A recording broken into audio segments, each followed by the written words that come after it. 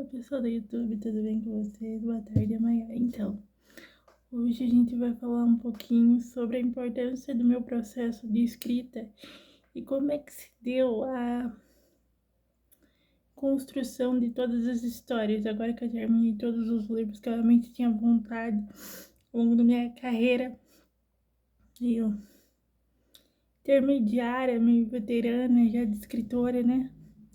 Não mais amadora nesse sentido. E por que eu falo que às vezes uma boa construção de uma história, ela leva tempo? Seguinte, eu não sabia se eu ia fazer esse vídeo pro canal, tanto é que eu demorei bastante para fazer de novo. Porque eu tava um pouquinho em dúvida como é que eu vou me comunicar com as pessoas que gostam de assistir esse tipo de conteúdo, que seja numa linguagem mais fácil e mais tranquila de interpretar esse processo também. Seguinte, eu normalmente escrevo, já começo escrevendo as histórias no Word. Mas se você quiser, você pode começar tendo um planejamento básico, tipo assim, os primeiros passos de como você vai fazer a sua história. Pegar um caderno, uma folha de papel e colocar pequenos tópicos de quais serão os personagens principais da sua história, o enredo, ou seja, o cenário dessa história, que contexto mais ou menos você vai querer que essa história se enquadre, se é uma história de época, se é uma coisa mais atual, você vai querer talvez fazer a junção dos dois nesse sentido. Ou pode também pegar um tema que seja interessante do cotidiano para você começar.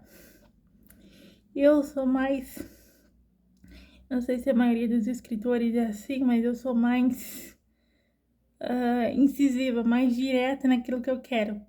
Então, para não ficar enrolando muito, eu já começo direto no Word normal mesmo, no computador.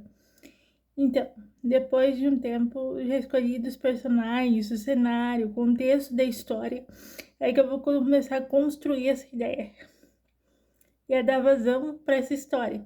Tipo assim, eu costumo pegar os pontos mais relevantes que eu quero que tenham mais destaque na minha história, para eu dar um olhar mais central, acho que muito mais bem colocado no meu livro.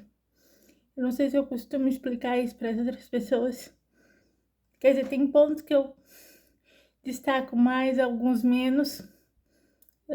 Por exemplo, se a minha personagem ela gosta de fazer compras no shopping, numa loja de roupa, então eu destaco mais essa questão na história que todo o resto.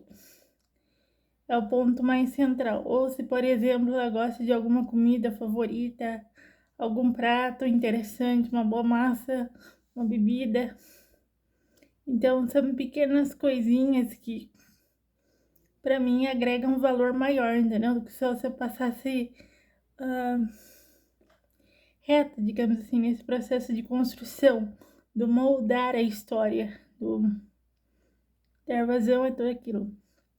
Então, e trago também alguns pontos interessantes de reflexão. Por exemplo, se a minha personagem, o meu personagem principal perde um sapato no meio do caminho, ao longo de toda a trama, o que a perda daquele sapato, a quebra daquele objeto significa para esse personagem? Por exemplo, a minha personagem central no meu próximo livro, ela perdeu um berlock, um pingentinho, uma pulseira. Então, o que a quebra, a perda daquele objeto de verdade significa para ela?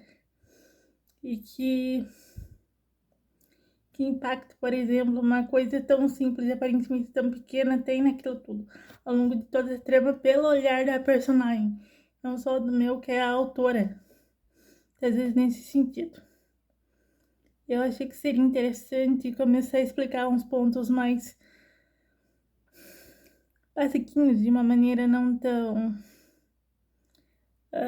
880, não tão didática para vocês, tipo, como se fosse uma aula de faculdade, porque toda boa história ela começa assim, ela começa com uma coisa básica, uma coisa mais simples, que talvez não seja tão difícil de ser levada em consideração não quanto se imagina.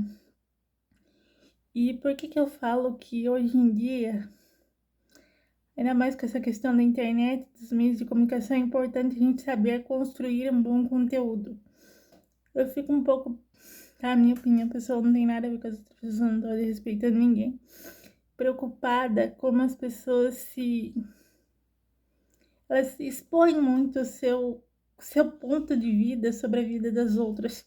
Isso tá me preocupando cada dia mais, gente, porque assim, a nossa percepção sobre as coisas é a nossa percepção sobre as coisas, mas e a percepção do outro?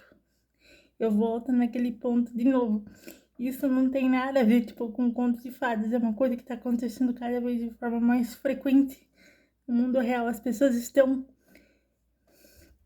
vivendo menos e apontando mais, sabe? Então, cuidado um pouquinho de forma precipitada para você não ficar ouvindo tantas histórias por aí e mal saber se aquilo é verdade ou não. Enfim, ajudar você em alguma coisa. Tchau.